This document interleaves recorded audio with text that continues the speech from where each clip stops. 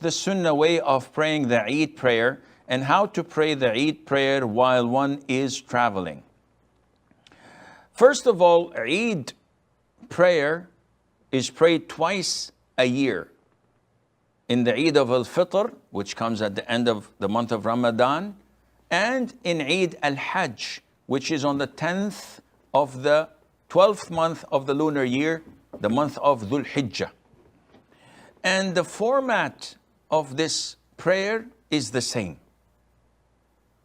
Is it mandatory? Is it a communal obligation?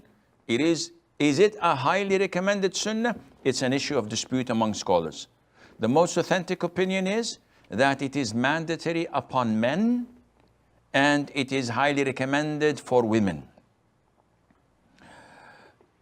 The format is that the Muslims go to an open ground known as al-Musalla. It's an open plaza, open piece of land. Usually it's outside the skirts of the city or the town. And this is what the Prophet used to do, alayhi salatu wasalam.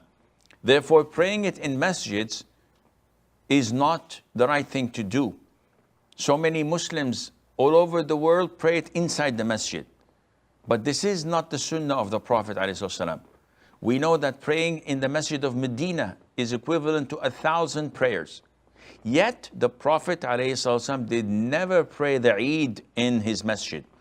He used to take the congregation to al-Musalla, and they would pray in the open area, under the open sky.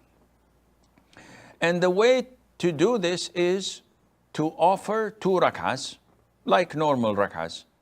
But the only difference is that in the first rak'ah, he offers 7 takbeers.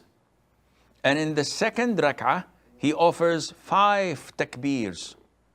And the difference of opinion whether the 7 takbeers are included with takbiratul ihram or excluded.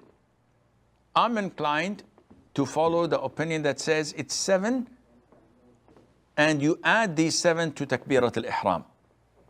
And this is done like so. You say Allahu Akbar.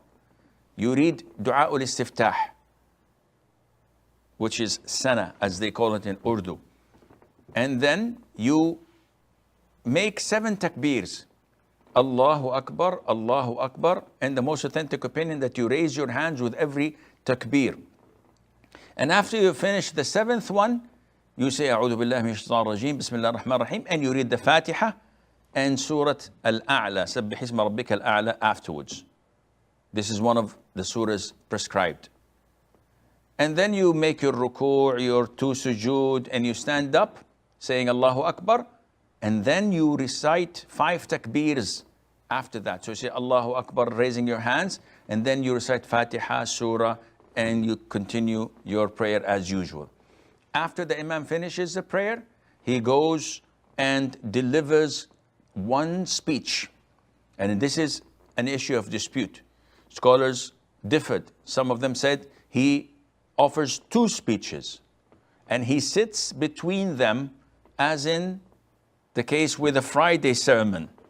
But this is not authentic, because all those who reported it stated that the Prophet gave 1 speech, alayhi salatu wasalam.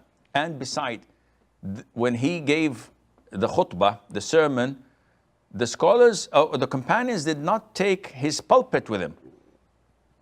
They did not take a chair for him to sit down. So claiming that he sat down between the 2 sermons would require some place to sit, and it's an open area. Where would he sit? So this again shows that it was only 1 sermon. And after that, at the end of it, he would address the women and encourage them to give charity, either by going there physically, or nowadays, because we have the loudspeakers, one can do that in the same sermon, and Allah Azza wa Jal knows best.